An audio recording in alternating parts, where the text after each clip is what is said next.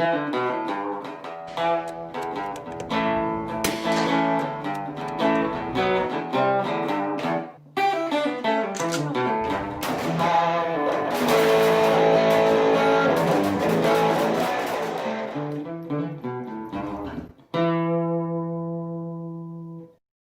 here in the beautiful Pacific Northwest.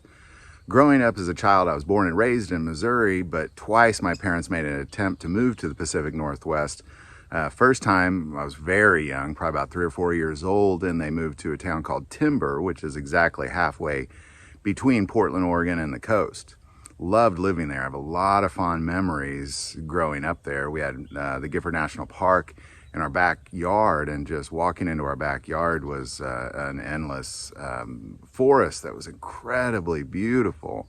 And of course the ocean, and the Pacific Northwest is always beautiful as well. My family then later moved here, and that's why I'm here now, as I came to visit my family. My mom and both my brothers live in Portland.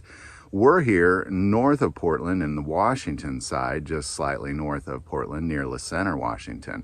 Beautiful here, very, very beautiful.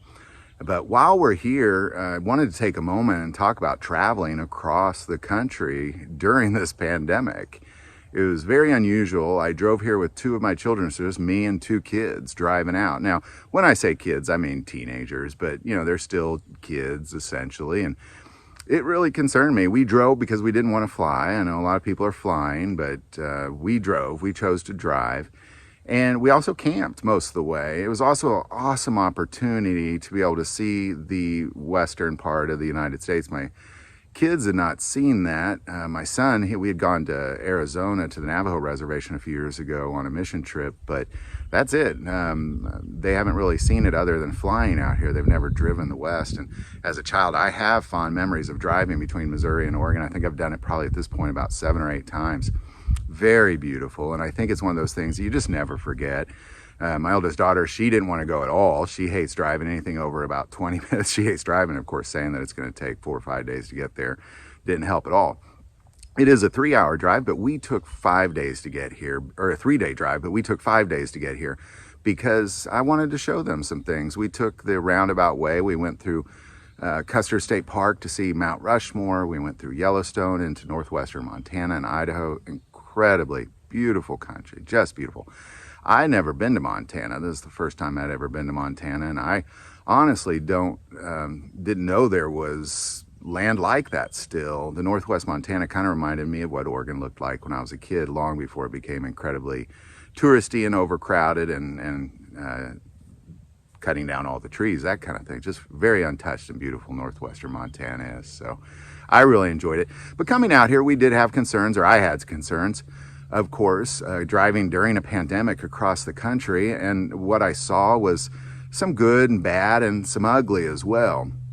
I want to start off by saying, as I drove into Mount Rushmore, into Keystone, it was really as if people were acting as if there was nothing going on at all. Keystone probably had about 20,000 people there at the time, would be my guess. Now, going into Custer State Park into Mount Rushmore was incredibly beautiful. My kids had not seen it. We tried our best we didn't stay in hotels. We camped almost the entire way, which was great. Again, my daughter probably hated that part of it as well, but it was a really wonderful experience to be able to camp in Custer State Park. And then the next day we headed off to Yellowstone. And Yellowstone, I want to say that regarding the national park, something that Yellowstone did that really just disappointed me was they have, I don't know how many campgrounds they have. I think they have 10 to 12 different campgrounds. And due to COVID-19, they closed all of them except for 3. And somehow by packing millions of people into 3 campgrounds instead of 12 is somehow helping this virus. I don't understand, but it was very disappointing. Pulling in immediately, just everything's full, and driving by the campgrounds, it just looked like a rock concert. I've never seen such a crowded campground. Even if there wasn't a pandemic, that doesn't look fun to me at all. I would never be interested in camping in a place like that. When it comes to camping, I like to be out in the middle of nowhere and have a little isolation and some privacy. So I was very disappointed in how the national parks are handling the camping situation. If anybody knows why it is that they think that due to COVID-19, by smashing everybody into smaller areas, that somehow is helping, please let me know. Put them in the comments below, because I have no idea why they are doing that. It makes no sense to me. But nonetheless, it was very beautiful, and I love Yellowstone. Second time I've been there, really gorgeous, and headed out from there. I really went without a hiccup. We had a great drive, car ran great. You know, we only argued amongst each other in the car a couple times. It was really pretty nice. So I just want to take a moment. We're out here now, and we'll be here for a while, and then be heading back, of course, driving back as well. And you know, we just were very cautious the whole way. You know, like I said, we camped. Now, when we did get to Yellowstone, it was the only night that we did rent a place. We rented a cabin. We had our own cabin to ourselves, and it was really just a beautiful opportunity to kind of get out of the tent and get into a good bed and take a hot shower, that kind of thing. So it was really a welcome thing that wasn't planned, but right when we pulled into Yellowstone, everything was booked. Right as you pulled in, it said there's no rooms, no camping, nothing. Everything's available. As you drive by campgrounds, they're either closed or they're just jam-packed full of people, but still incredibly beautiful. We got to see a lot of course, animals. If you've ever been to Yellowstone, you can't help but eventually you see a bear. You always see buffalo and elk and that kind of thing. Really gorgeous. Got to see Old Faithful go off, but we saw that at probably about 11 at night. I don't know why we went out there. We just thought to check it out at about 11 at night. It's really beautiful at night. If you haven't seen it at night, I definitely highly recommend it. So we're out here. We're gonna, throughout this week, we're gonna be doing some reviews as best we can. My brother owns a lot of guns, and I love being out here because this is his place that I'm standing out here. He's got a beautiful place out here near Mount St. Helens. You can actually see it from parts of his yard here. Really gorgeous. And he's got a lot of great guns. He's kind of a gluttonous gun collector. He always has the nicest guns that I can't afford. So it's always an awesome opportunity to get out here and shoot some guns. So we're gonna do a lot of reviews while we're out here. We won't probably post them until I get back and get a chance to actually film the commentary on it. But we're definitely gonna take some time to shoot them. Just have a great time while we're out here. This is a beautiful place, and you know, we're just gonna relax. I'm trying to prepare for the school year next year. I just really want to get my head into it, and that's really why I took this vacation. Was one, I wanted to see my family. I haven't been able to see them since all this started, but two, we wanted to, you know, I really need to get my head into it. I kind of need to just take a break and get away from last school year and prepare for next school year. So there you go. It's been a great trip. If you're traveling across the country, I definitely recommend you plan in advance right now and be cautious. Definitely take the virus seriously, because as you travel, of course, there's states that are flaring up pretty hot, and there's states that are great. We also took the Northwestern Passage because states like Wyoming, Montana, and South Dakota and Utah, you know, they're doing better than a lot of the other states in the country as far as spikes in cases. So we took that path thinking it would just be a smoother path.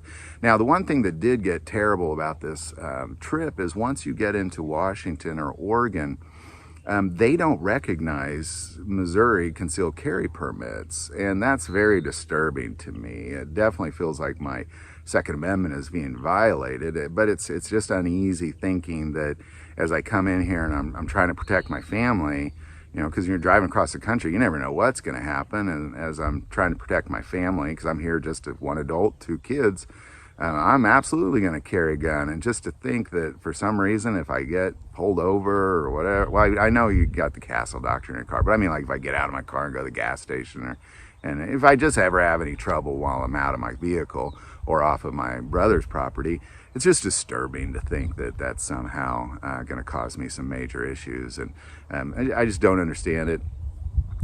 You know, that's not what the Second Amendment was written for.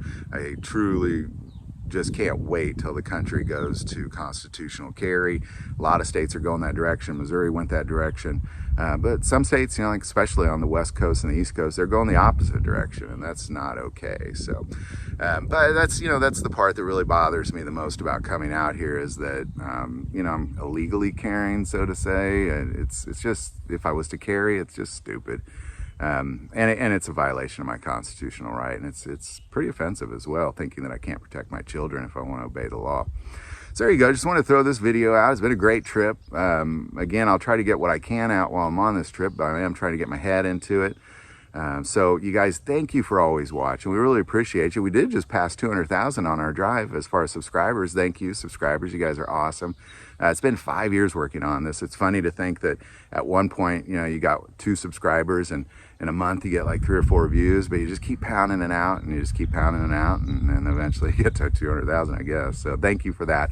It's been a great ride, and we're just going to keep on going. I love this channel. I love the community that's being created by it. And it's just not, and I think it's more necessary now than really ever before. The concept of God, family, and guns is maybe more important than ever before in my lifetime, at least. So you guys, thank you very much, and we'll be seeing you soon. If you like this video, click like and subscribe, but never hesitate to send in prayer requests. You know, we will be praying, of course, while we're out here if we don't take vacations for praying. So definitely never hesitate to send that in. Thank you for watching this episode of God, Family, Guns, and as always, love God, love your family, and love guns.